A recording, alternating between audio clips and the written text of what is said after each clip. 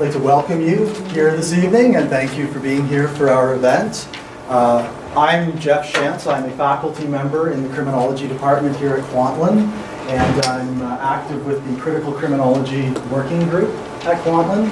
The working group is an association of faculty and students and community members that has come together really to bring critical attention and to address issues of social justice, community organizing, and also to bring an analysis to bear on the real sources of social harm in our society, which are the harms brought about by economic and political power holders, and to shift the focus of criminology away from the sort of low-level activities that it tends to give too much attention to look at the high-level, impactful, destructive activities engaged in by economic and political elites, particularly looking at state crime and corporate crime and so forth. So I welcome you here tonight. And I have a statement that I'm going to read off the top. I've been asked to deliver by the administration, which is just a reminder. KPU upholds and respects academic freedom and the right of students to be exposed to multiple global perspectives. We remind attendees and participants that the views expressed in this presentation do not represent any ideological or political position held or under consideration by KPU administration. And in case you're wondering, yes, there was an attempt to shut us down tonight, but we are here and we are strong, and we thank our arts office Thank you. For their support, and they have reconfirmed that support by supporting us with a special purpose fund grant, which we just got word that we have again received for this year tonight. And we received a grant last year as well in support from the faculty.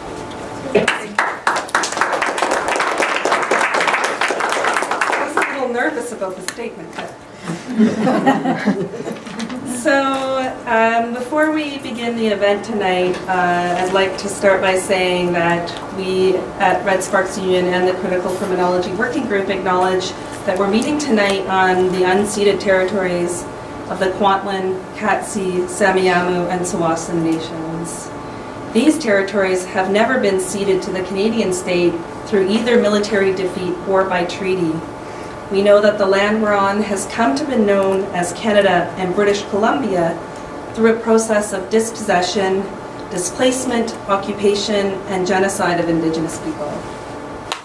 We know that the liberation of all people on these territories is ultimately linked and bound up to the struggle of the Indigenous peoples of this land.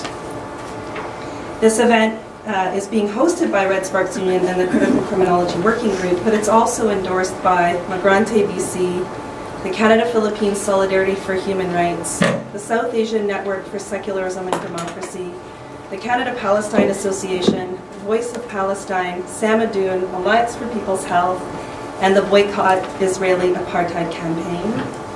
And this is actually Israeli Apartheid Week from March 2nd until March 14th.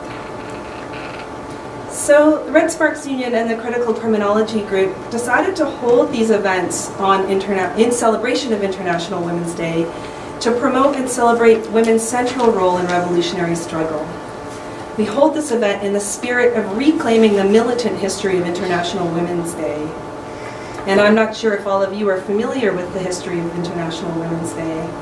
In the midst of turbulent and political economic times prior to World War I, over 20,000 women garment workers staged a general strike for 13 cold New York winter weeks, and their call was better pay and better working conditions. Inspired by Italian and Jewish immigrant garment workers, socialist and feminist delegates to the 1910 International Conference of Socialist Women called for an annual International Women's Day. It was to be a day for working class women's demands and an expression of international solidarity and resistance as imperialism ravaged the lives of women the world over.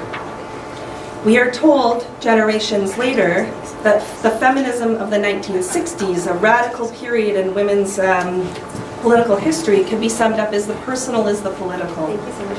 But we forget the other side of that slogan, that there are no personal solutions to political problems.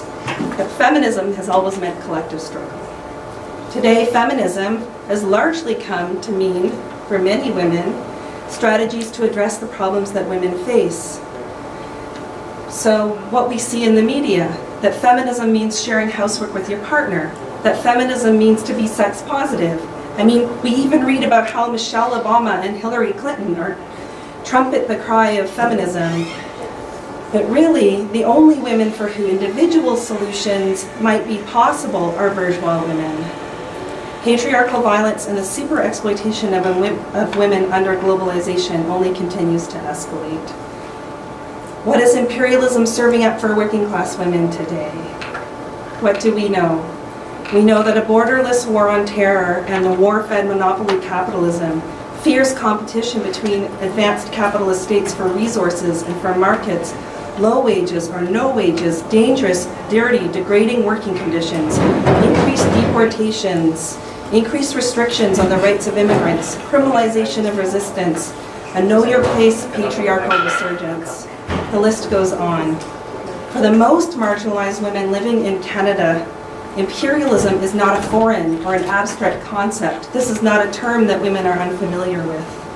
For the most marginalized women living in Canada, colonialism and imperialism have been daily features in the lives of Indigenous women in the Americas and the lives of third world women for centuries. As oppressed and exploited women, we know that capitalist patriarchy underpins the crisis that women face today. Women's reproductive labor continues to form the basis of capitalist profits.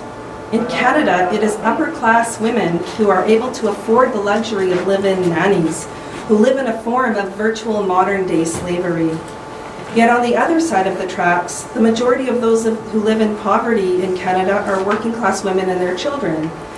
Disproportionately, Indigenous women and off-reserve. We know that 1 in 7 women in Canada lives below the poverty level. Upwards of 60% of single mother families will be reliant on welfare at some point. We know that here in BC we have the worst child poverty rates in Canada. Our families are more and more reliant upon government services, more deeply impacted by the neoliberal slashing of those very same services. Healthcare, education, community-based services, childcare, welfare. And on top of our increasing burden of work in the home, we continue to be segregated into cheap labor and working in the public sector, which are often impacted by cuts, teaching, nursing, food preparation, serving, and managing households. Our work is devalued despite decades of struggle. Women in Canada continue to only be paid 70% of what our male counterparts earn. We know that migrant women in Canada form a source of super cheap labor, often providing privatized health care in the households of bourgeois families, basically modern-day slavery for the Canadian middle and upper classes. Migrant women in Canada face a double burden of racist and profit-driven state and corporate practices, temporary foreign worker programs designed to extract profit from them. And yet, on the flip side, we see that this prettied up version of bourgeois feminism is exported and promoted around the world to sidetrack or silence or undermine women's struggles. For example, in Afghanistan, where Canada and other imperialist powers use the rhetoric of liberating Afghani women to justify switching a reactionary patriarchal regime for a non-compliant regime with reactionary patriarchal views. The rhetoric is selectively applied throughout the Islamic world, where US, Canada, and their imperialist partners want to target and undermine the legitimacy of existing regimes. Meanwhile, Israel is held out as a bastion of women's rights despite its violent occupation, its targeting and jailing of Palestinian women, and denial of their right of return and other basic rights. So we stand here tonight saying we must decry bourgeois feminism, and we must steer away from an insistence on a shallow individual identity-based politics. We don't want to continue to ignore glaring economic injustices that are happening in the world. We must decry the intended political structures that support economic exploitation.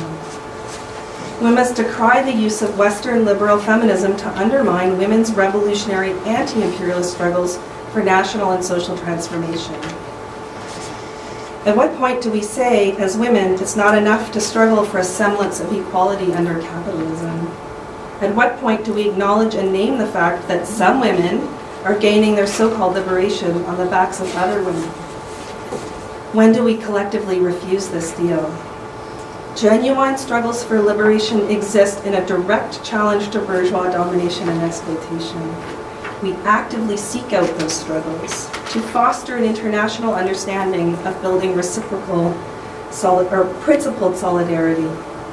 We honor the women who number among the fallen martyrs, the freedom fighters, the political prisoners. We honor the revolutionary women. Can you stay on? Get to the end. We honor the revolutionary women who continue to struggle with their own movements for an end to patriarchal culture and for women to be pushed forward into the leadership. For the process of these inspiring struggles, we actually can see the seeds of new relations of reciprocal collaboration taking place. We actually can begin to see what genuine equality in this world might look like. So we are very glad you could join us here today. It's always an unknown how this will go. So we're going to have a very short video from Leila Khaled. We're going to hear from our three speakers. And then at the end of the discussion period, we'll have room for questions and discussion. And then at the end, we actually invite you to gather together at the front with our placards, and we'll take a group photograph in honor of these particular four women who are all facing targeting and harassment for their political positions and their struggles.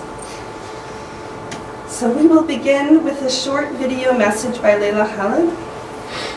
She is a Palestinian leader and a member of the Palestinian National Council and has been a prominent figure in the struggle to liberate Palestine since the 1960s. One of the most legendary Palestinian leaders, she is also an embodiment of the leading role of Palestinian women in the resistance to colonization, occupation, and imperialism. And I'm hoping I can